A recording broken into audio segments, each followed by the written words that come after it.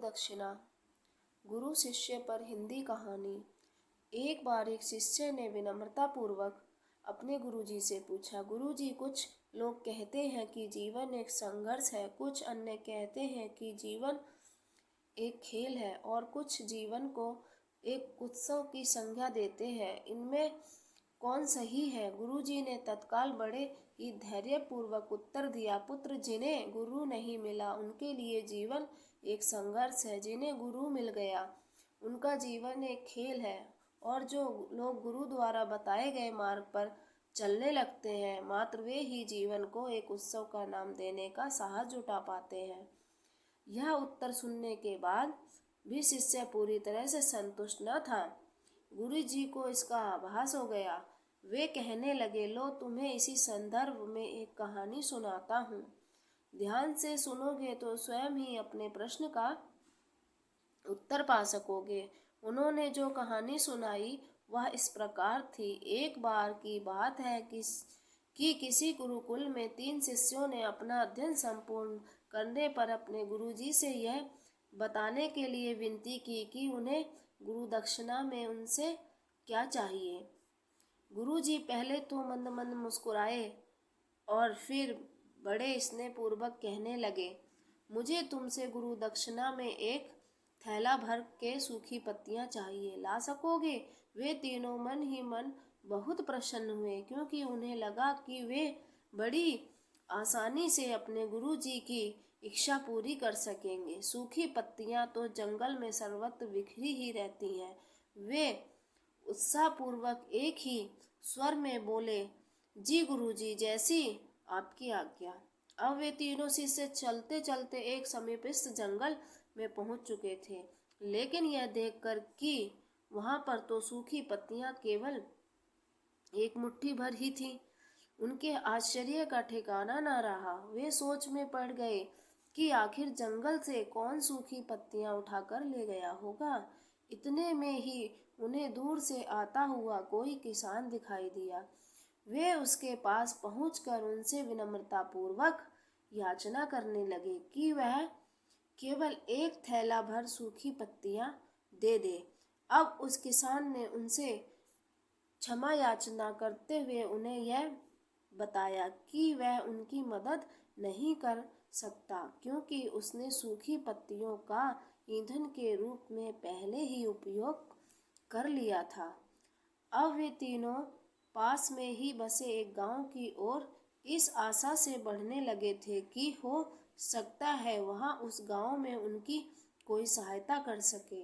वहां पहुंचकर उन्होंने जब एक व्यापारी को देखा तो बड़ी उम्मीद से उससे एक थैला भर सूखी पत्तियां देने के लिए प्रार्थना करने लगे, लेकिन उन्हें फिर से एक बार निराशा ही हाथ आई, क्योंकि उस व्यापारी ने तो पहले ही कुछ पैसे कमाने के लिए सूखी पत्तियों के दोने बनाकर बेच दिए थे। लेकिन उस व्यापारी ने उदारता दिखाते हुए उन्हें एक बूढ़ी माँ का पता बताया, जो सूखी पत्तियां एकत्रित किया करती थी, पर भाग्य ने यहाँ पर भी उनका साथ नहीं दिया, क्योंकि वह बूढ़ी माँ तो उन पत्तियों को अलग अलग करके कई प्रकार की औषधियाँ बनाया करती थी। अब निराश होकर वे तीनों खाली हाथ ही गुरुकुल लौट गए। गुरुजी ने उन्हें देखते ही स्नेहपूर्वक पूछा, पुत्रों, ले आए गुरु दक्षिणा? तीनों ने सर झुका लिया। गुरुजी द्वारा दोबारा पूछे जाने पर उनमें से एक शिष्य कहने लगा, गुरुदेव, हम आपकी इच्छा पूरी नहीं कर पाए।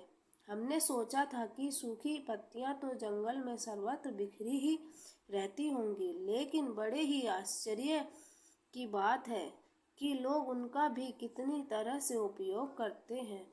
गुरुजी फिर पहले की ही तरह मुस्कुराते हुए प्रेम पूर्वक बोले, निराश क्यों होते हो? प्रसन्न हो जाओ। और यही ज्ञान की सूखी पत्तियां भी व्यर्थ नहीं हुआ करती, बल्कि उनके भी अनेक उपयोग हुआ करते हैं। मुझे गुरु दक्षिणा के रूप में दे दो। तीनों शिष्य गुरु जी को प्रणाम करके खुशी खुशी अपने अपने घर की ओर चले गए। वह शिष्य जो गुरु जी की कहानी एकाग्रचित होकर सुन रहा था, अचानक बड़े उत्साह से बोला, गुरु जी, अब मुझे अच्छी तरह से ज्ञात हो गया कि आप क्या कहना चाहते हैं। आपका संकेत वस्तुतः इसी ओर है, न कि जब सर्वत्र सुलभ सूखी पत्तियां भी निरर्थक या बेकार नहीं होती, तो फिर हम कैसे किसी भी वस्तु या व्यक्ति को छोटा और महत्वहीन मानकर उसका तिरस्कार कर सकते हैं। चींटी से लेकर हाथी तक और सुई से लेकर तलवार तक सभी का अपना अपना महत्व होता है। गुरु जी भी तुरंत ही बोले, हाँ पुत्र, मेरे कहने का भी यही तात्पर्य है कि जब हम भी किसी से मिलें तो उसे यथा योग्य मान देने का भरसक प्रयास करें, ताकि आपस में स्नेह, सद्भावना, सहानुभूति एवं सहिष्णुता का विस्तार होता रहे और हमारा जीवन संघर्ष के बजाय उत्सव बन सके।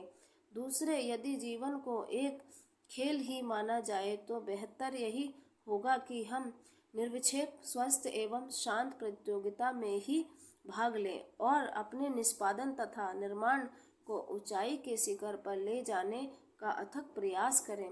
अब शिष्य पूरी तरह से संतुष्ट था। अत्यंत मैं यही कहना चाहती हूँ कि यदि हम मन, वचन और कर्म, इन तीनों ही स्तरों पर इस कहानी का मूल्यांकन करें तो भी यह कहानी खरी ही उतरेगी। सबके प्रति पूर्वाग्रह से मुक्त मन वाला व्यक्ति अपने वचनों से कभी भी किसी को आहत करने का दुस्साहस नहीं करता और उसकी यही ऊर्जा उसके पुरुषार्थ के मार्ग की समस्त बाधाओं को हर लेती है। वस्तुतः हमारे जीवन का सबसे बड़ा उत्सव पुरुषार्थ ही होता है, ऐसा विद्वानों का मत है। कमेंट करके बताइए कि आपको यह कहानी कैसी लगी। कृपया लाइक, शेयर और सब्सक्राइब करें।